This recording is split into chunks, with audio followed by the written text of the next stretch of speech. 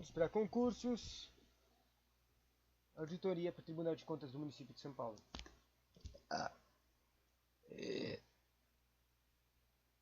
Sobre redes, firmas, dependências, competências e outras coisas. Agora que eu vou ler é sobre, para estudar orientação sobre como devem ser realizados os trabalhos. Sobre orientação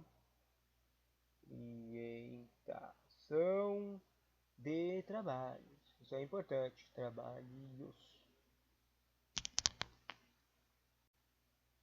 De auditoria independente em diversas situações, tais como ele fala redes e firmas em rede, é o lugar que vai trabalhar, né? Daí ele fala interesses de entidades de interesse público, entidades listadas, entidades também relacionadas,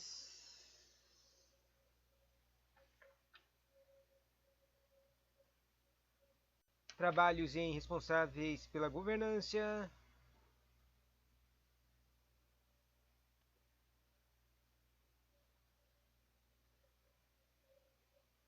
Eu tô meio confuso na ordem de ler essas coisas, né? Vamos só ler.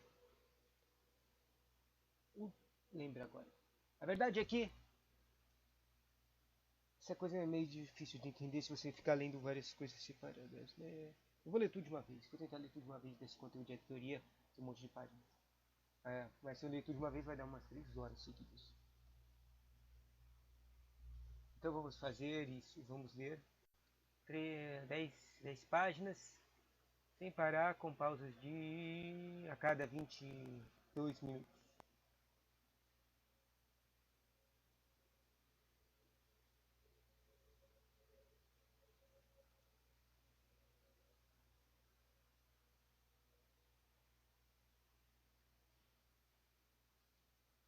Pausas a 15 minutos. Redes e firmas em rede. Se a firma é considerada uma firma, a rede deve ser independente dos clientes de auditoria ou outras firmas de rede, exceto ser especificadas de outras formas nesta norma. Os requisitos de independência nesta norma se aplicam a uma firma em rede e se aplicam a qualquer entidade, como uma forma de consultoria ou qualquer outra prática profissional que se enquadra na definição de firma de rede independente de a entidade propriamente dita se enquadrar em definição de firma, entidade de interesse público. Essa norma contém disposições adicionais que refletem a extensão de interesse público em certas entidades. Para fins dessa norma, entidade de interesse público são todas as entidades listadas e também todas as entidades de qualquer entidade que seja definida por regulamento ou legislação como entidade de interesse público ou para o qual o regulamento ou a legislação requer auditoria e que seja conduzida de acordo com os de acordo com os mesmos requerimentos. De acordo com os mesmos requerimentos de independência que se aplicam à auditoria de identidade listada. Nesse regulamento pode ser promulgado por qualquer órgão regulador competente, incluído o órgão regulador de auditoria. Depois tem as entidades regulacionadas. No caso do cliente de auditoria, que é a entidade listada, as referências ao cliente de auditoria nesta norma inclui as entidades relacionadas do cliente, exceto se específica de outra forma. Para todos os outros clientes de auditoria, as referências ao cliente de auditoria nesta norma incluem entidades relacionadas sobre os quais o cliente tem controle direto ou indireto. Quando a equipe de auditoria soube as respostas de um relacionamento do cliente, quando a equipe de auditoria sabe ou suspeita de que um relacionamento ou circunstância envolvendo outra entidade relacionada do cliente é pertinente para avaliação de dependência da firma em relação ao cliente, a equipe de auditoria deve incluir essa entidade relacionada na identificação e avaliação de ameaças, dependência na aplicação e seu vago áreas apropriadas, né? Se percebe que tem alguma relevância, tem que fazer o trabalhinho deles,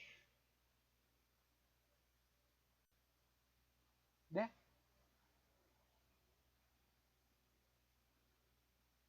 Próximo ponto sobre responsáveis pela governança, muito importante, né? Administradores, controle de governança mesmo que controladoria. Mesmo quando não requerida por esta norma, pelas normas de auditoria aplicáveis por lei ou regulamento, é incentivada a comunicação regular entre as firmas e os responsáveis pela governança do cliente de auditoria sobre relacionamentos e outros assuntos que podem ser, da opinião da firma, razoavelmente relacionados com a independência. Essa comunicação permite aos responsáveis pela governança considerar o julgamento da firma na identificação e avaliação de ameaças de independência e considerar a adequação de salvaguardas aplicadas para eliminá-las ou reduzi-las a um nível aceitável e tomar medidas apropriadas. Sobre a documentação, sobre os trabalhos, né? A documentação pode fornecer evidência de julgamento do auditor na formação de conclusões sobre o cumprimento dos requisitos de independência. Contudo, a ausência de documentos não é um fator determinante e se uma firma considerou ou não um assunto específico, nem se ela é independente. O auditor deve documentar as conclusões sobre o cumprimento dos requisitos de independência e a essência de quaisquer discussões relevantes que suportem essas conclusões. Daí, consequentemente disso, quando são necessárias salvaguardas para reduzir uma ameaça de um nível aceitável, o auditor deve documentar a natureza dessa ameaça e das salvaguardas que são existentes ou que foram aplicadas para reduzir essa ameaça a um nível aceitável. E, consequentemente, quando a ameaça precisou de uma análise significativa para avaliar se eram necessárias salvaguardas, né? Teve que fazer uma superanálise. O auditor, e depois de fazer essa superanálise, o auditor concluiu que não, porque a ameaça porque a ameaça já estava em um nível aceitável. O auditor deve documentar a natureza da ameaça e a justificativa para a conclusão. Ou seja, fez uma superanálise de ameaça, mas concluiu que não havia necessidade de salvaguardas. Esse segundo é consequente. Daí, próximo sobre o período de contratação, quer dizer. A independência em relação ao cliente, a auditoria é requerida durante o período de contratação e o período coberto pelas demonstrações contábeis. O período de contratação começa quando a equipe de auditoria começa a executar serviços de auditoria e o período de contratação termina quando o relatório de independência é emitido quando o trabalho de natureza é recorrente e esse termina com a notificação de qualquer uma das partes de que o relacionamento profissional terminou, ou com a emissão do relatório final de auditoria, o que ocorrer por último. Sobre fusões e aquisições, a firma deve tomar as providências necessárias para descontinuar até a data efetiva da fusão ou aquisição quaisquer interesses ou relacionamentos que não são permitidos segundo esta norma. Entretanto, se esse interesse ou não relacionamento atual não puder ser descontinuado de forma razoável até a data efetiva da fusão ou aquisição, por exemplo, porque a entidade relacionada não consegue até essa data colocar em prática a transposição para outro prestador de serviço que não é de asseguração prestado pela firma, a firma deve avaliar a ameaça que é criada por esse interesse ou relacionamento. Quanto mais significativa a ameaça, maior a probabilidade de quanto maior significativa a ameaça, maior a probabilidade de a objetividade da firma ficar comprometida e de ela não conseguir continuar como auditor. Interessante. A importância da ameaça depende dos fatores, como vamos ver as ameaças. Fatores de natureza e importância. Fatores de natureza e importância do interesse do relacionamento e fatores de natureza e importância do relacionamento com a entidade. Interesse do relacionamento e do... Por exemplo, se a entidade relacionada é controlada ou controladora. E também fatores de período do tempo até que o interesse ou relacionamento possa ser razoavelmente descontinuado. Depois disso, sobre os trabalhos de relações comerciais. Relacionamento comercial próximo entre a firma membro e a equipe de auditoria ou familiar e imediato dessa pessoa e cliente de auditoria ou de sua administração decorrente. E teve um barulhinho.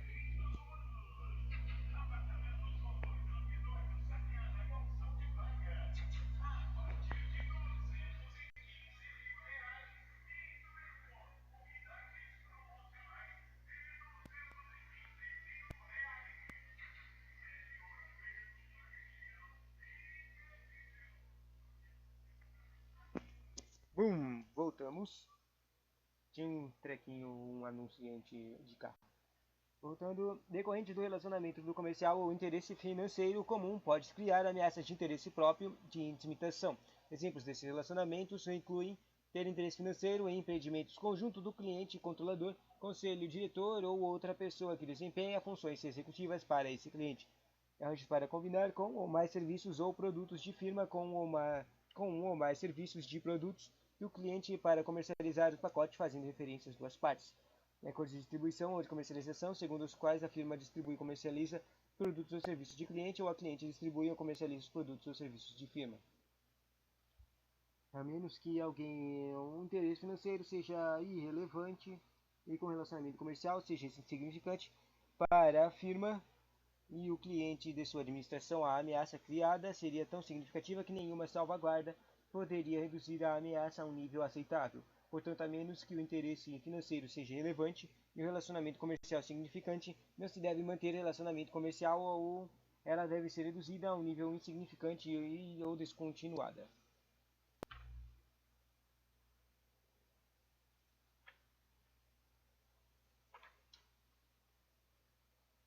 Sobre relacionamentos familiares e pessoais. Relacionamentos familiares pessoais entre membros de equipe de auditoria e conselheiro do diretor ou certos empregados, depende de sua função, do cliente de auditoria podem criar ameaças a interesses próprios, familiaridades ou intimidação. A existência e a importância de quaisquer ameaças depende de diversos fatores, incluindo as responsabilidades individuais na equipe de auditoria e a função de familiar ou outra pessoa no cliente e a proximidade do relacionamento. São criadas ameaças e a independência quando um familiar imediato de membro da equipe de auditoria é empregado em cargo que exerce influência significativa sobre a posição financeira, o desempenho e os fluxos de caixa do cliente. A importância das ameaças depende de fatores como cargo familiar imediato ou cargo de profissional de equipe de auditoria. A importância da ameaça deve ser avaliada e salvaguardas aplicadas quando necessário para eliminar a ameaça ou reduzi-la a um nível aceitável. Exemplo dessas salvaguardas incluem a retirada de pessoas de equipe de auditoria e a definição das responsabilidades da equipe de auditoria de modo que os profissionais não tratem os assuntos que sejam responsabilidade de familiar imediato. São criadas ameaças e a independência quando um familiar próximo ao membro da equipe de auditoria é conselheiro ou diretor do cliente de auditoria ou empregado em cargo de que exerça influência significativa sobre a elaboração dos registros contábeis do cliente ou das demonstrações contábeis sobre as quais a firma emitirá o relatório de auditoria. Pode encontrar conteúdo completo sobre isso na norma de AWWCFC, que é o Conselho Federal de Contabilidade, que é o carinhas que fazem aquelas contratos de PAs, de perito de auditoria, isso, que é os independentes. Sysweb, RT, detalhes. Aí, basicamente, com tudo isso na contabilidade, você tem que achar o NBCT, Norma de Brasileiro de Contabilidade, PA, perito de auditoria, 298 que falou lá no começo desse conteúdo. Agora, exercícios comentados. A independência é condição fundamental para o exercício da atividade de auditoria independente das demonstrações contábeis. Daí falou essa frase, ela é certa. Depois a pergunta, não é uma ameaça para a auditoria. Você tem que julgar quais das coisas não é uma ameaça. Daí a resposta era a letra D. A única coisa que não é uma ameaça é a ameaça de certificação. Que lendo isso aqui eu não entendo como é que eu poderia entender que isso aqui era uma ameaça. Porque eu nem entendo o que ele quer dizer com certificação. As outras coisas que são ameaças, daí já que é uma pergunta de não ameaça, você pode considerar como estudar mais ainda dessa pergunta, vendo o que são as ameaças. As ameaças são ameaça de interesse próprio, né? Faz sentido. A ameaça de autorrevisão, essa aqui eu não entendo. A ameaça de defesa de interesse do cliente, essa aqui eu entendo. E a ameaça de familiaridade que acabou de ler, né? O único que eu não entendo é a ameaça de autorrevisão. E deixa eu ver. Tem uma legal que aqui nos comentários. Se lembra que a gente tá lendo esses comentários. Tem uma explicação. Bom, a letra das ameaças, que a certificação que não é uma ameaça, é: as ameaças se enquadram em uma ou mais de uma das categorias a seguir. A ameaça de interesse próprio é a ameaça que em interesse financeiro ou outro interesse influenciará a forma não apropriada, o julgamento ou comportamento do auditor. A ameaça de autorrevisão é a ameaça que o auditor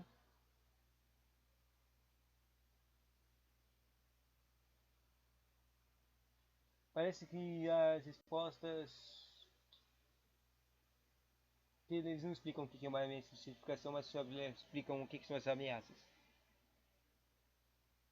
A ameaça de interesse próprio é a ameaça de que a interesse financeiro ou outro interesse influenciará de forma não apropriada o julgamento ou comportamento do auditor. A ameaça de autorrevisão é a ameaça de que o auditor não avaliará apropriadamente os resultados de julgamento dado o serviço prestado anteriormente por ele, ou seja, o trabalho dele anterior, ou por outra pessoa da firma dele, nos quais o auditor confiará para formar um julgamento como parte da prestação de serviço atual. ameaça de defesa do interesse do cliente é a ameaça de que o auditor promoverá ou defenderá a posição de seu cliente a ponto em que a sua objetividade fique comprometida. E a ameaça de familiaridade é a ameaça de que, devido ao relacionamento longo ou próximo com o cliente, o auditor torna-se solidário aos interesses dele, ou aceitará o seu trabalho sem muito questionamento. Aceitará solidário aos interesses dele. E a última ameaça de intimidação é a ameaça de que o auditor será dissuadido. Será que o auditor será dissuadido de agir objetivamente em decorrência de pressões reais ou aparente, incluindo tentativas de exercer influência sobre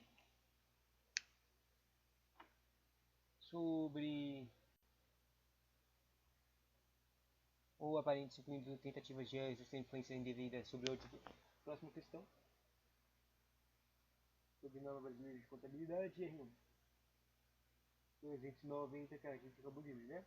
Primeiro, sobre a auditoria independente, estabelece que a prestação de serviços contábeis e de escrituração contábil a um cliente, de auditoria como a elaboração de registros contábeis ou demonstrações contábeis, cria a ameaça de auto-revisão, quando a firma posteriormente audita as demonstrações contábeis. Todavia, o processo de auditoria necessita de diálogo entre a firma e a administração do cliente da auditoria, que pode envolver a aplicação de normas ou políticas contábeis e requisitos de divulgação ou demonstrações contábeis, a adequação de controle dos métodos financeiros e contábeis usados por determinação dos valores declarados de ativos e passivos e o propósito de ajuste. Tchau. Quer dizer, pausa.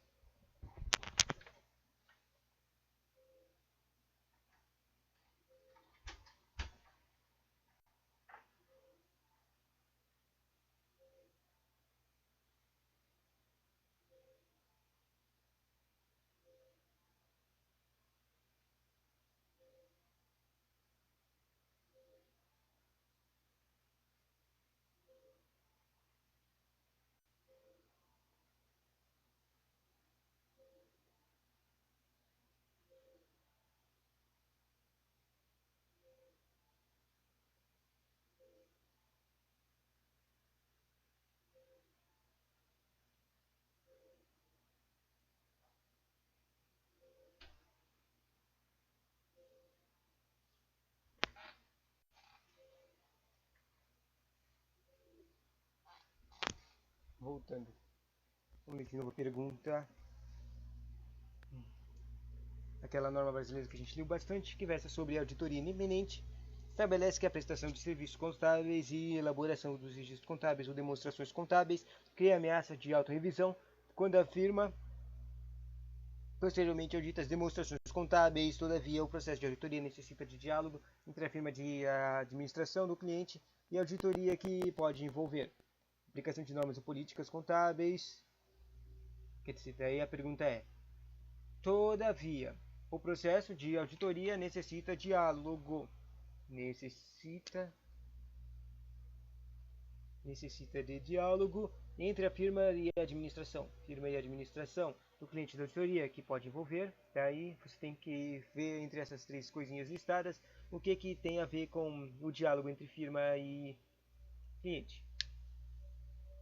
Porque se lembra, para que se faz auditoria? O principal coisa da auditoria é para descobrir se um lugar é confiável. Quem precisa saber se uma empresa é confiável são os carinhas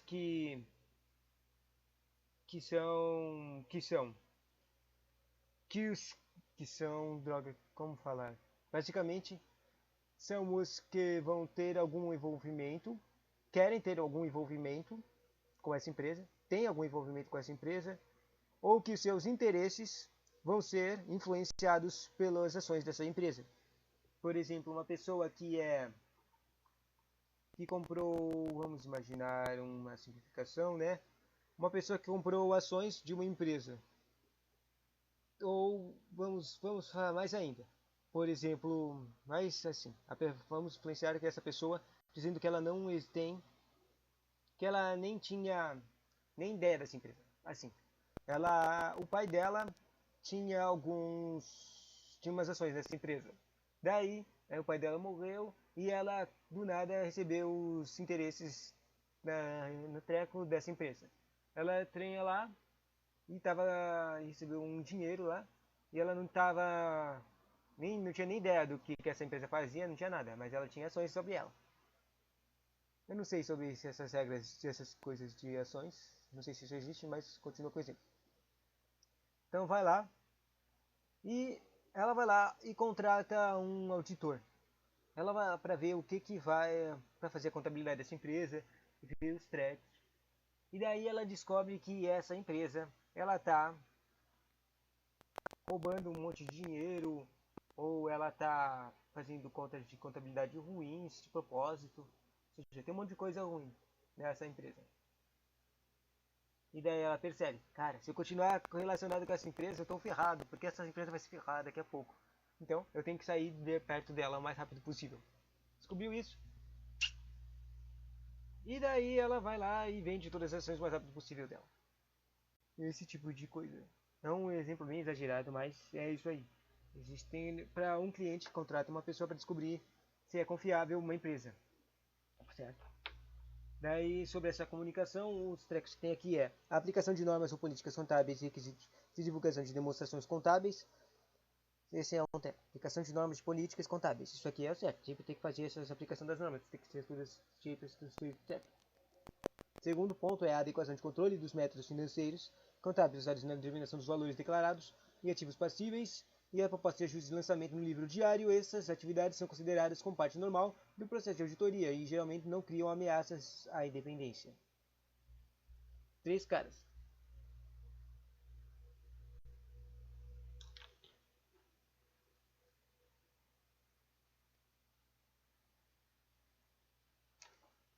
São propostas de lançamento de livro diário. Esse aqui não é, eu não acho que considero esse não. Mas na verdade a resposta era todos eles. Proposta de ajuste de lançamento no livro diário, que é um treco que facilitaria muito a contagem, né?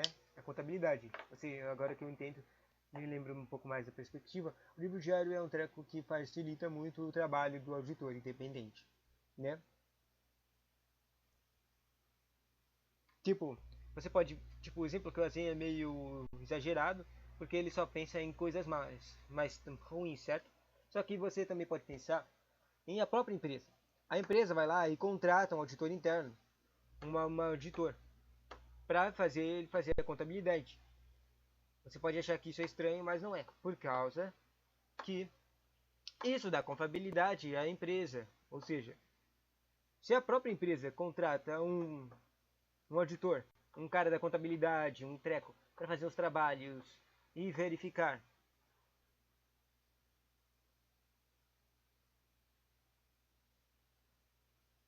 que a empresa é confiável, o que vai acontecer?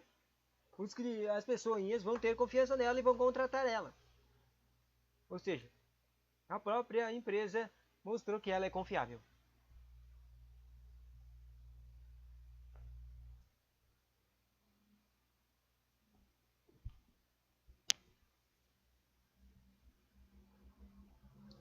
E a resposta era, e parece que tem na IBCPA 209 tem 2 trecos. Um treco chamado R1 e um treco chamado R2.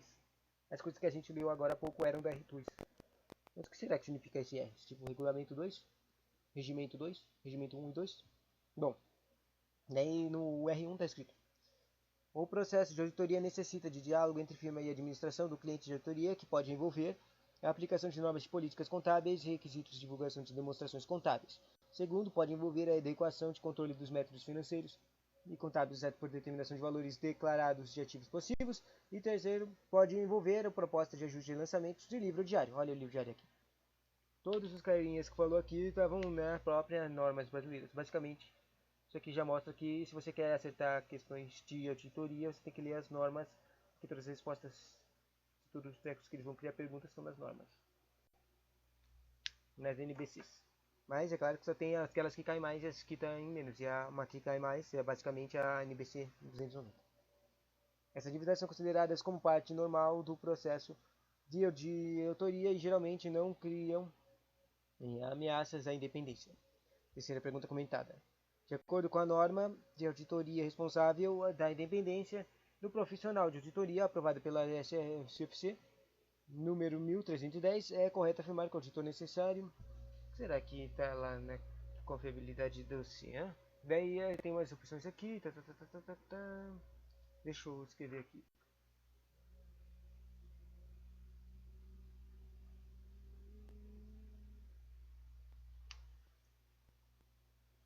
A independência necessita.